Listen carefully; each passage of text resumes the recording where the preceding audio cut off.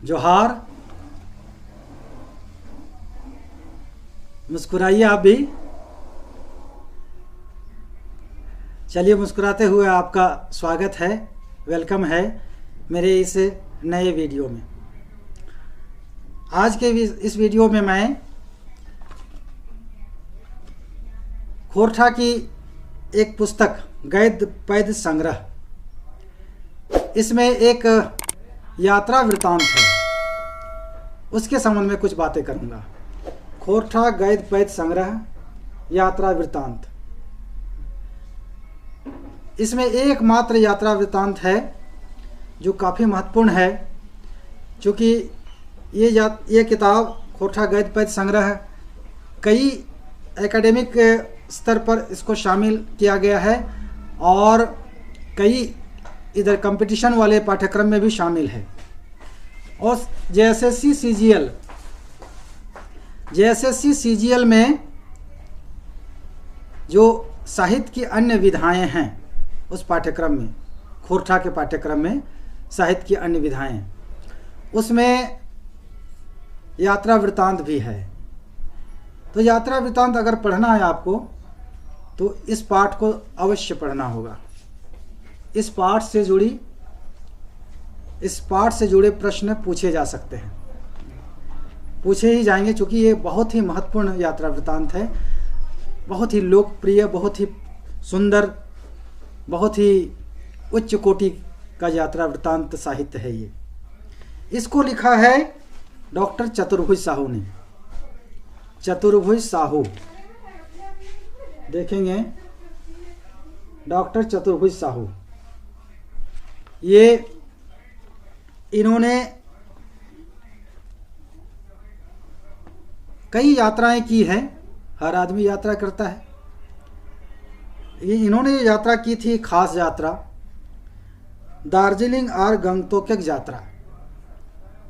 दार्जिलिंग और गंगटोक यात्रा।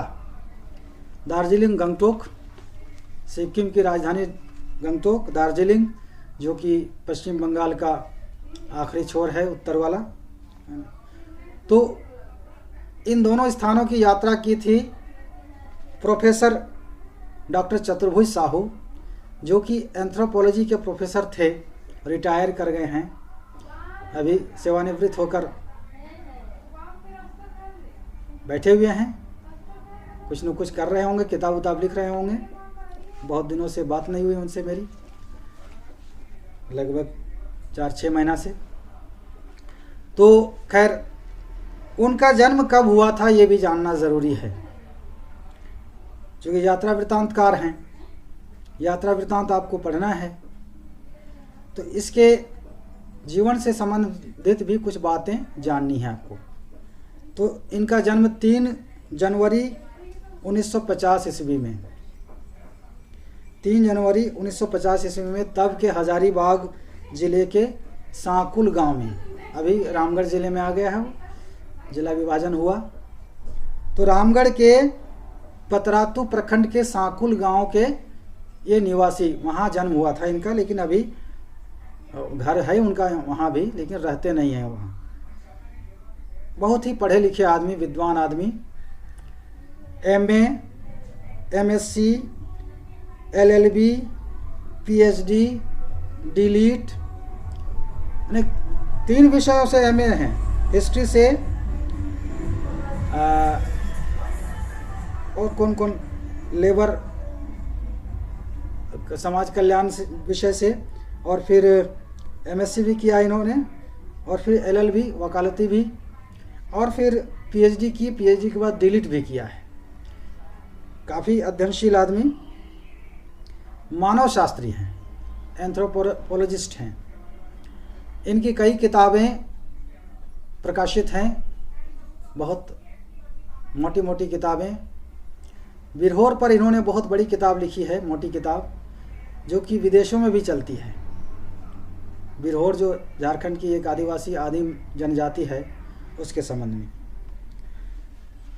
तो इन्होंने कई कॉलेजों में सेवा दी, गिरिडीह कॉलेज में भी रहे, घाटशिला कॉलेज में भी रहे, और फिर विनोबा यूनिवर्सिटी के पीजी डिपार्टमेंट में, एंथ्रोपोलॉजी के पीजी डिपार्टमेंट में भी सेवा दी इन्होंने। इसके अलावा बिहार सरकार के योजना विभाग में भी इनको आमंत्रित किया गया था, वहाँ भी सेवा दी। सरकार द्वारा, भारत सरकार द्वारा भी इन्हें आमंत्रित किया जाता रहा कई बार योजना आयोग में, जिसका अब नाम नीति आयोग हो गया है, लेकिन ये वहाँ गए नहीं। तो बड़े ही विद्वान आदमी, ज्ञानी आदमी, लेकिन सरल। मेरे साथ काफ़ी घनिष्ठ संबंध, मुझे अपना भतीजा मानते हैं और बहुत दुलार से बात करते हैं मेरे साथ। तो इन्होंने लिखा है दार्जिलिंग और गंगटोक की यात्रा। देखिए कितना सुंदर ढंग से इसकी शुरुआत करते हैं। ऐसे तो जहाँ तहाँ आवे जाए आर जैसे जगह घूरे फिरे, चाहे कते किस्म के यात्रा करे अनुभव ढेरे आदमी के हो सके है, चाहे रह सके है। कते जन तो पैत महीना और पैत हफ्ता हिया हुआ जैते अते रहत। मेंतुक आपने पढ़वल कॉलेजिया विद्यार्थी सबके अपने संग लय के औखनिक समरावे जिम्मेदारी के अपन माथा ऊपर ढोवे संगे संगे किस्म किस्म के सवारी से यात्रा करे और यात्रा करवे का अनुभव एगो दूसरे रहे है। देखिए दो वाक्य कितने लंबे लंबे वाक्य लिखे हैं और कितने सुंदर खोरठा में लिखा। इन्होंने घाटशिला कॉलेज से यात्रा की थी विद्यार्थियों को लेकर, दार्जिलिंग और गंगटोक की। घाटशिला कॉलेज में जब थे तब ये वहाँ से शैक्षणिक भ्रमण के लिए, एक्सकर्शन के लिए अपने विषय के छात्रों को लेकर गए थे दार्जिलिंग और गंगटोक यात्रा। तो ये इस वृत्तांत में, यात्रा वृत्तांत में उसी यात्रा की प्रसंग का बहुत ही सुंदर ढंग से एकदम रोचक और सजीव करते हुए, यानी पढ़ने वाले के जेहन में पूरा दृश्य मानो अंकित हो जाए, वो देखने लगे, वो लगे कि मैं भी इनके साथ हूँ, इस यात्रा में मैं भी शामिल हूँ। इतना बढ़िया ढंग से लिखा है। तो ये बहुत ही सुंदर यात्रा वृत्तांत है। इस यात्रा वृत्तांत में आगे इन्होंने लिखा है कहाँ कहाँ मूल प्रसंग है, उसको ध्यान देने की ज़रूरत है। देखिए आगे कितना सुंदर वर्णन है, सो देख लीजिए। मानव वैज्ञानिक विषय तो वैसे डागर चाकर विषय है, जकर में जाति विज्ञान तो वास्तुकला तो संस्कृति से जोर ना रखवैया किस्म किस्म के बात हैन तेन ढेरे ढेरे ढेर ढेर झबरल झबरल डार डहुरा डोंगी डगी और फूंदी है। ई मानव विज्ञान विषय एक झापरा गाछ के। इन्होंने मानव विज्ञान के विषय को एक झापरा मतलब बहुत फैला हुआ पेड़ है, जिसमें बहुत तरह की डालियां हैं,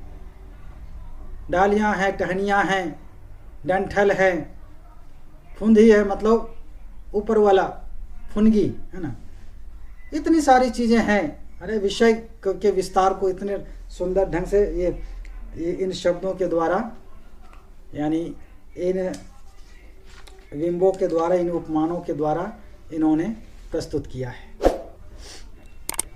तो तोहर साथे चाहे ऐसन यात्रा करवैया संगे से यात्रा डहरे जे डिहरे लागल हथुन किस्म किस्म एक अदपूर्वा विचार और अदपूर्वा ज्ञान राखे वाला अद डेर का गोंट डेर का उम्र एक विद्यार्थी जखिन केर मध्य केव तो ढेर पूर्ण सामंतवादी नियर विचार और तैसने समझदारी राखे है, तो फिर केव अजगुत आबगा टटका नियर माने कि केव तो गाछक फेरतरे चकरथुम होवे लागल है, तो दोसर केव तकर आगा बाटे चाय के चारों कर देखे खूब राखेल है। और ऐसन यात्रा में तो अपन क्लासक से अनुशासनिक बेड़ मानक दरकारो ना बुझत।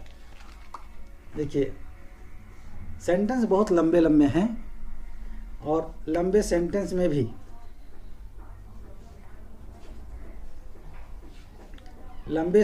में भी ये क्या करते हैं,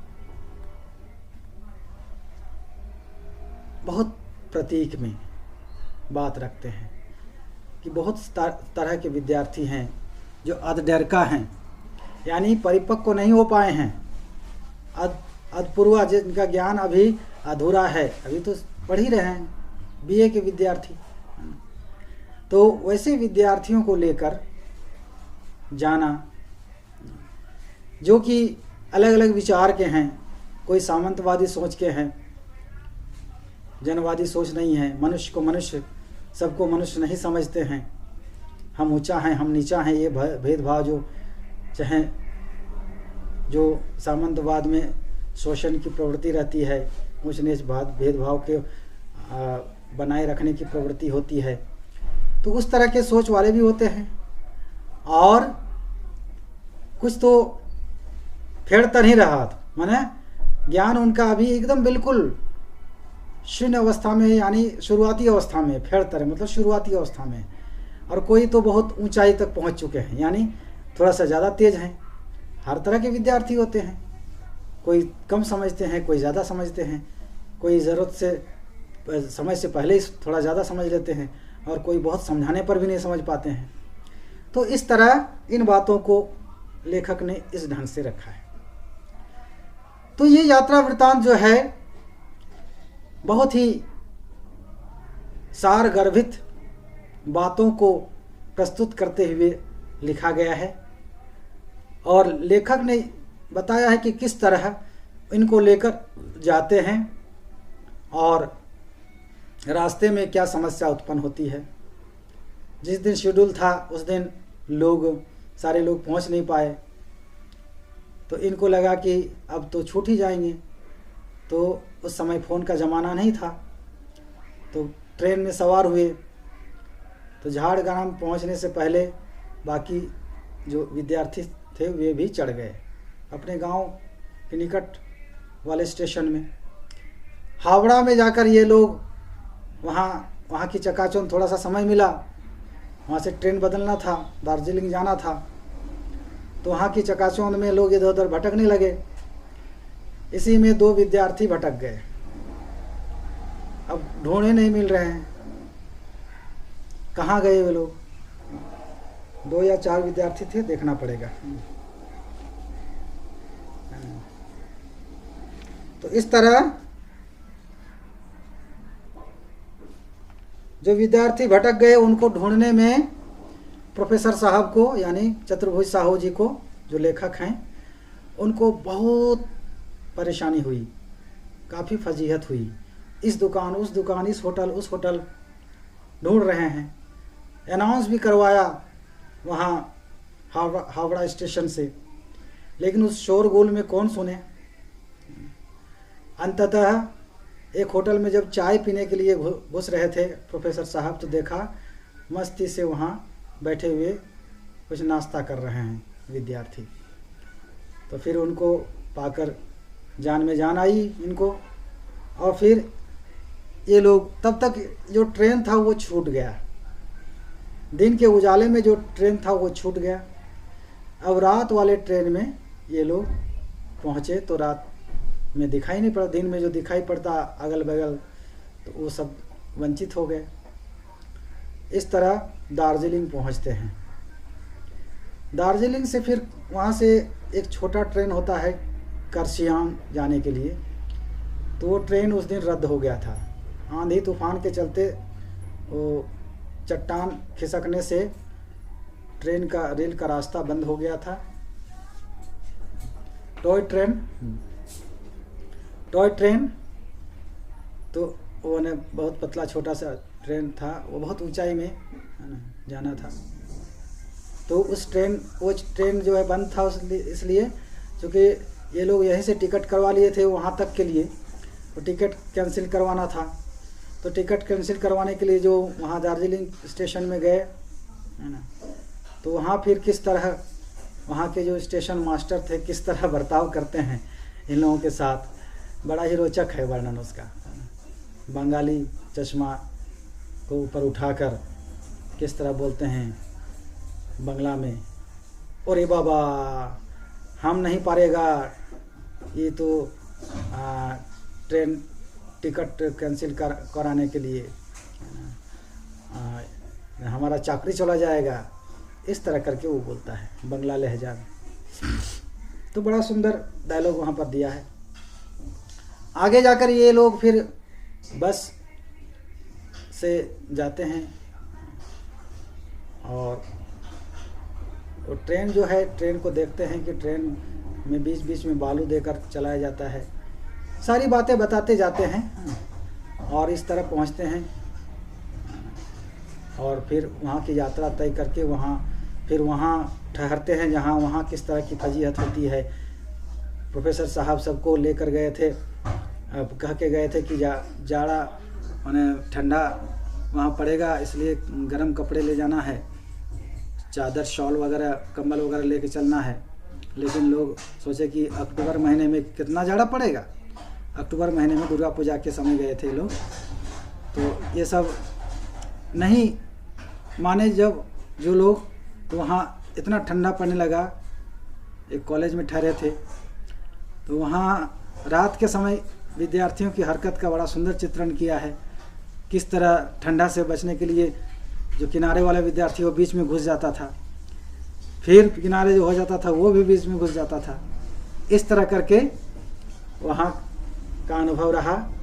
फिर ये लोग आगे बढ़े, गंगटोक पहुँचे। वहाँ फिर रास्ते में बस में किस तरह सवार विद्यार्थी लोग बस की छत पर सवार हो गए थे, लेकिन उतनी ऊंचाई में एकदम जिलेबी जैसी सड़क और पहाड़ के ऊपर नीचे देखने पर एकदम जान सूख जाए, प्राण उड़ जाए, होश उड़ जाए।